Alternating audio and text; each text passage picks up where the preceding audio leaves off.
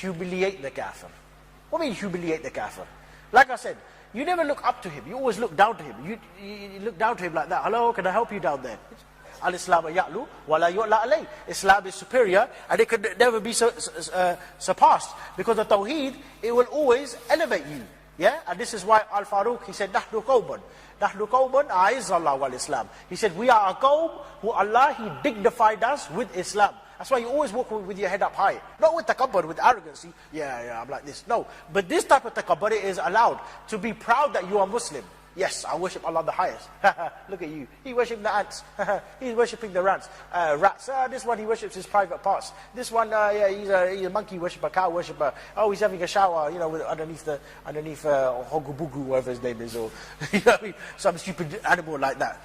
Nahnu qawman, he said, Nahnu qawman. We are a qawm who Allah dignified us via Islam. And the kufr, it would humiliate anybody.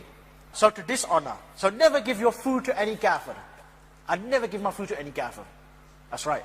I had some takkans, they will come to work for me a couple of months ago. They're going to be coming, some new ones are coming now to work for me soon. We're going to pick them up for about 20 quid a day. Yeah? They came to work for me and they were in the garden. I don't offer none of my food. I sat there in my kitchen, I was eating my chande masala and my rice and that. I'm not going to give them none of my food. Rasulullah said, do not let anybody enter your home but a Muslim. Do not let anybody enter your home but a Muslim, or eat from your food but a Muslim. Unless you invite him to your house for dawah. There's difference. But people, they confuse this. I remember one brother, he said, we're going to have, what was his name now? Chris or John, some Chinese guy. He said, come round, we're going to play some computer games. I said, what do you mean? What do you mean we play computer games with Chris or John? I said, I come to your house, I don't mind playing a computer game, I'll give you a game or whatever it is, not too long, and we'll have some food. What's John coming for? He said, no, we're going to give him dawah. Give him dawah, but you're not really giving him dawah, you're playing computer games with him. What kind of dawah is that? You know what I mean? You start to mix with him and all this type of nonsense. So, unless he's coming to your house for dawah, different story. But for him to come to your house and we just, I'll have the oranges and you have the Heineken, this is complete rubbish. The Sahaba, they said, what if this person, he comes to work for you? Yeah? Like this incident, like this scenario I was in. He come to work for me, come to do my gardening for me. He said, if he comes to work for you, treat him like your slave. This is the words of Rasulullah. He said, treat him like your slave. Yeah? So they, wait, do that job. Wait, you missed a spot over there. That's it. Carry on.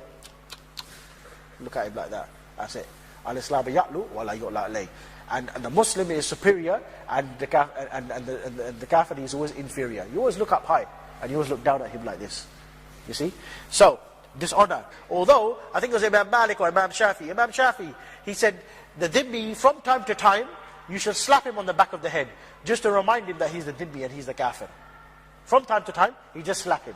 And even the treaty of Al-Faruq, which he drew up with the Jews and the Christians, he said, with the kuffar, with the dhimmis, he said, when they walk down the alleyways, you should make it narrow for them. And when they walk, they have to walk on the same side of the road as the animals. And when the clothing that they wear is different from the Muslims. We wear the best kameez, the best atar. We wear like, the fake Calvin Klein one, yeah? With the non-alcohol, yeah? We wear that. The kafir, he doesn't have none of that, He wears like a red headband or like a string around his waist to distinguish himself. Al-Faruq, he said the kafir, he used to have his forehead shaved and the rest of his head, it remains, the rest of his hair, it remains intact. The Muslim, he rides the horse like this. The kafir, he can't ride that. The kafir, he has to ride the donkey sideways like that, like the woman. You see?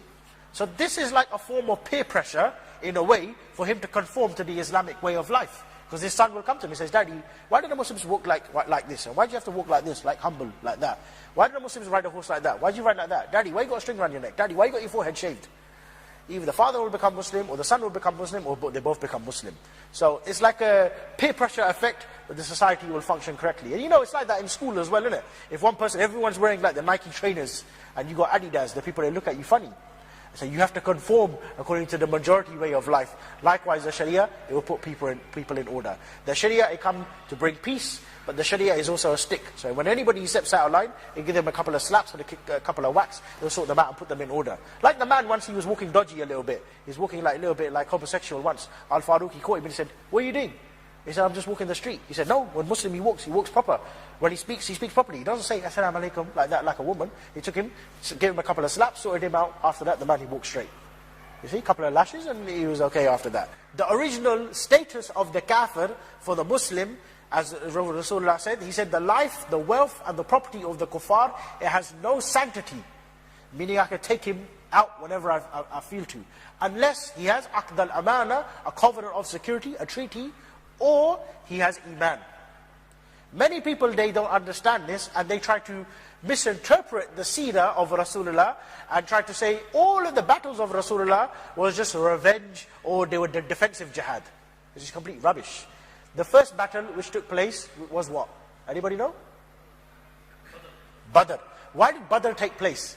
People, they lie upon this, lie upon Rasulullah, and they say what it was is Abu Sufyan was going with his caravan to Syria with the money which they stole from the Muslims, and Rasulullah wanted to get revenge. What they failed to mention is before the battle took place, Rasulullah used to send the Sahaba to go and raid the caravans. They used to raid the caravans and take the money of the kuffar. Because Rasulullah understood life wealth property of the kafir. He has no sanctity. He's walking along. What are you doing over here? Oh, I'm just a tourist. Tourist is no tourist. Give me your credit card. Just give me all your cash. Give me all your money. I'll take it home. That's Rasulullah, and that's the Sahaba. When Rasulullah was informed via revelation that you will have victory either by taking the caravan, either by getting the caravan, or by defeating a huge army. So Rasulullah was informed, you got a choice now. I guarantee you victory over one of the two. You choose which one you want to take. And then he consulted the Sahaba. He said, which one should we take? He said, we go after the big army. We'll go after the entire coalition. So that's the whole story. We ended up in the whole battle of Badr. Yeah? But Ibn Abbas, he said, فَإِنَّهُ مِنْهُمْ, it means one of them.